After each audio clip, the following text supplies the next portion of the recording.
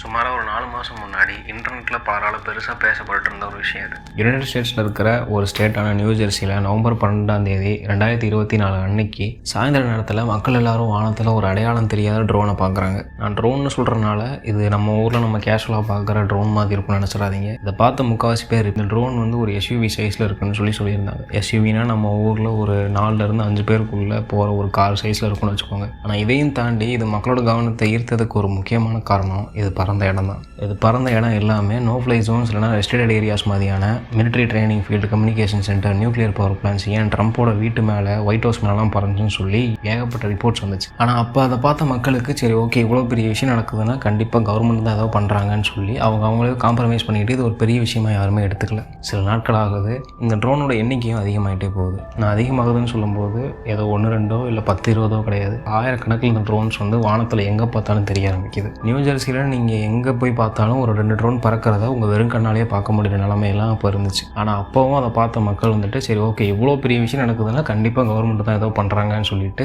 அதை ஒரு பெரிய விஷயமா எடுத்துக்கல. ஆனால் அப்போவும் கவர்மெண்ட் சைட்லேருந்து எந்த ஒரு பதிலுமே கிடையாது. இப்படியே நாட்கள் போகுது. கரெக்டாக 1 மாதம் கழிச்சு டிசம்பர் 12 ஒரு ப்ரெஸ் கான்ஃபரன்ஸில் FBI அஃபீஷியலான டோனி கொசாலஸ் கிரில்ஸ் அவரோட அசோசியேட்ஸ்ட்டை இந்த விஷயத்தை பற்றி இன்வெஸ்டிகேட் பண்ணிங்களா, இது என்னன்னு சொல்லி கேட்கும்போது அவங்க சொன்ன ஒரே பதில், இப்போ வரைக்கும் இது என்னன்னு எங்களுக்கு தெரியல, நாங்கள் இன்னும் இன்வெஸ்டிகேட் பண்ணிகிட்டு இருக்கோம் அப்படின்னாங்க. We do not attribute that to an individual or a group yet.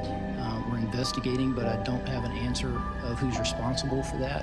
இதை கேட்ட அந்த ப்ரெஸ் கான்ஃபரன்ஸில் இருந்தவங்க மட்டும் கிடையாது, டோனியுமே பயங்கரமாக அதிர்ச்சி அடைஞ்சிட்டார். அவர் லிட்டரலாக அந்த இடத்துல வந்துட்டு ரொம்பவே டிசப்பாயிண்ட் ஆகிட்டாருன்னு சொல்லலாம். இவ்வளோ பெரிய விஷயம் நடந்துகிட்டு இருக்குது, கவர்மெண்ட்டில் ஒரு முக்கியமான பொறுப்பில் இருக்கிற நம்ம இத்தனை பேருக்கு வந்துட்டு எங்களுக்கு இன்னும் என்னென்னு தெரியலன்னு சொல்லி பதில் சொல்கிறீங்களா அப்படின்னு சொல்லி கேட்க ஆரம்பிச்சிட்டார். இந்த விஷயம் வெளியே வந்தோடனே எல்லாருமே இந்த விஷயத்தை பற்றி பேச ஆரம்பிச்சிட்டாங்க.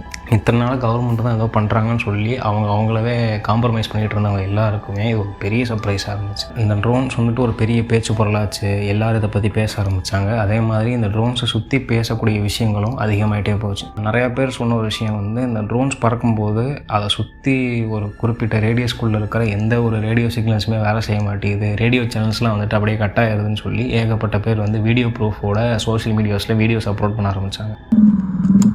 What the fuck?